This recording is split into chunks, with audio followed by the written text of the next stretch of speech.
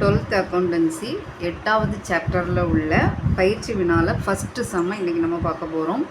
இது ஒப்பீட்டு வரி அறிக்கை பகுப்பாய்வு. அருள் நிறுவனத்தின் பின்வரும் தகவல்களிலிருந்து ஒப்பீட்டு வருமான அறிக்கையை தயாரிக்கவும் அப்படி சொல்லியிருக்காங்க. இதில் விவரமும் 2015 to 16, 16 to 17 அப்படின்னு 2 வருஷங்களுக்குள்ள டீட்டெயில்களும் நமக்கு தந்திருக்காங்க. இப்போ இந்த சம்மை வச்சு நம்ம எப்படி பண்ணுறதுன்னு பார்ப்போம். ஹெட்டிங் அருள் நிறுவனத்தின் ஒப்பீட்டு வருமான அறிக்கை அப்படி போடணும். சப்ஹெட்டிங் பார்த்தாச்சுன்னா விவரம், அங்கே நமக்கு 2015 to 16, 16 to 17 இந்த 3 நமக்கு சம்மில் உள்ள ஹெட்டிங் அப்படியே போட்டிருக்கோம். இந்த 2 ஹெட்டிங் தான் நம்மளாக போடணும். ஃபஸ்ட்டு தொகையின் கூடுதல் அல்லது குறைவு. கூடுதல் போடும்போது ப்ளஸ்ஸு, குறைவு போடும்போது மைனஸ். அதே மாதிரி சதவீதத்தின் கூடுதல் அல்லது குறைவு. கூடுதல் போடும்போது ப்ளஸ்ஸு, குறைவு போடும்போது மைனஸ். இந்த ஃபஸ்ட்டு 3 காலத்துலேயும் நம்ம ரூபாய் ப்ளஸ் சிம்பிள் போட்டுக்கிடணும். கடைசி காலத்தில் மட்டும் சதவீதத்துக்கான சிம்பிள் போட்டுக்கிடணும். இதை நம்ம இங்கே போட்டாச்சுன்னா கீழே நம்ம சதவீதத்துக்கான சிம்பிள் மறுபடியும் போடணும்னு அவசியம் கிடையாது. சம்மில் விற்பனை மூலம் பெற்ற வருவாய் அப்படின்னு நமக்கு 2த்துக்கும் அமௌண்ட்டு தந்திருக்காங்க. அதே மாதிரி இதர வருமானம் தந்திருக்காங்க. இந்த 2மே நமக்கு வருமானம் அப்படிங்கிறதுனால இது 2ஐயும் நம்ம ஃபஸ்ட்டு ஆட் பண்ணணும். நம்ம இந்த 2ஐயும் ஆட் பண்ணி வர்றது மொத்த வருமானம். விற்பனை மூலம் பெற்ற வருவாய் 2 எழுதியாச்சு, இதர வருமானம் எழுதியாச்சு. இப்போ இது 2 நம்ம ஆட் பண்ணுவோம். இப்போ இதை ஆட் பண்ணோம்னா நமக்கு 60,000 வரும். இதை ஆட் பண்ணோம்னா 90,000 வரும். இதுதான் நமக்கு மொத்த வருமானம். அடுத்து நமக்கு செலவுகள் தந்திருக்காங்க. இந்த செலவுகளை என்ன பண்ணணும்னா மொத்த வருமானத்திலிருந்து நம்ம கழிக்கணும். மொத்த வருமானத்திலிருந்து செலவுகளை எழுதியிருக்கோம். இதை நம்ம கழிக்கணும். இங்கே 60,000லேருந்து 40,000 போச்சுன்னா 20,000. இங்கே 90,000லேருந்து 50,000 போச்சுன்னா 40,000.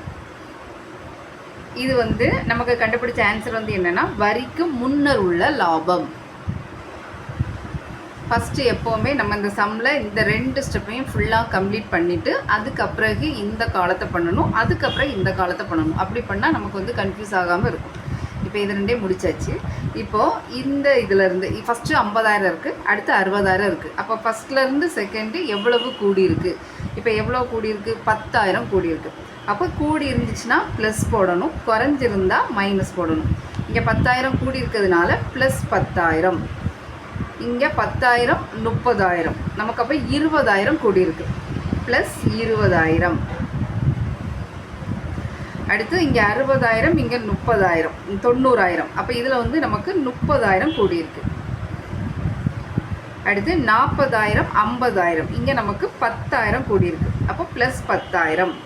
இந்த ப்ளஸ்ஸு மைனஸு கண்டிப்பாக போடணும். இங்கே 20,000, இங்கே 40,000. அப்போ நமக்கு 20,000 கூடியிருக்கு, ப்ளஸ் 20,000.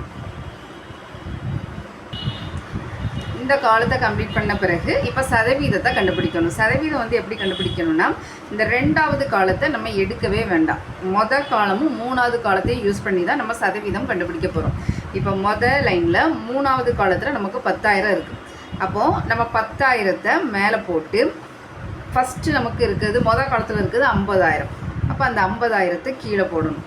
போட்டு பெருக்கல் 100. இதை நம்ம கால்குலேட்டரில் சிம்பிளிஃபை பண்ணால் நமக்கு 20 வரும். அந்த 20 இந்த சதவீதத்துக்கு நேராக போடணும். இங்கே ப்ளஸ் இருக்கிறதுனால நம்மளும் ப்ளஸ் போட்டு 20 போடணும். 20%. இதுதான் இதோட ஆன்சர். இப்போ அடுத்து அதே மாதிரி பார்த்தாச்சுன்னா இங்கே 20,000 இருக்குது, இங்கே 10,000 இருக்குது. அப்போ 20,000 வகுத்தல் 10,000 பெருக்கல் 100. 20,000 வகுத்தல் 10,000 பெருக்கல் 100. இதை இப்படி போட்டு நம்ம கால்குலேட்டரில் சிம்பிளிஃபை பண்ணால் நமக்கு இதில் 200 வருது. அப்போது இங்கே ப்ளஸ் சிம்பிள் இருக்கிறதுனால ப்ளஸ் 200. இந்த ஸ்டெப்ஸ் நமக்கு ரஃப்பாக செய்யக்கூடியது. இதை நம்ம இதில் காமிக்கக்கூடாது. இது உங்களுக்கு தெரிகிறதுக்காக தான் இதில் எழுதியிருக்கேன். இது நமக்கு ரஃப்பாக இருக்கும். இதை நம்ம டைரெக்டாக கால்குலேட்டர்லேயே போட்டுடலாம். இப்போ நெக்ஸ்ட் இங்கே ப்ளஸ் 30,000 இருக்குது, இங்கே 60,000 இருக்குது.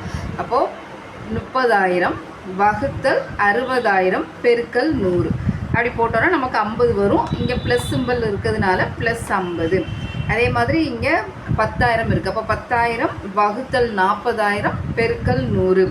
அப்போ நமக்கு 25 வரும். இங்கே ப்ளஸ் சிம்பிள் இருக்கிறதுனால இங்கே ப்ளஸ். அடுத்து இங்கே 20,000, இங்கே 20,000. அப்போ 20,000 வகுத்தல் 20,000 பெருக்கல் 100.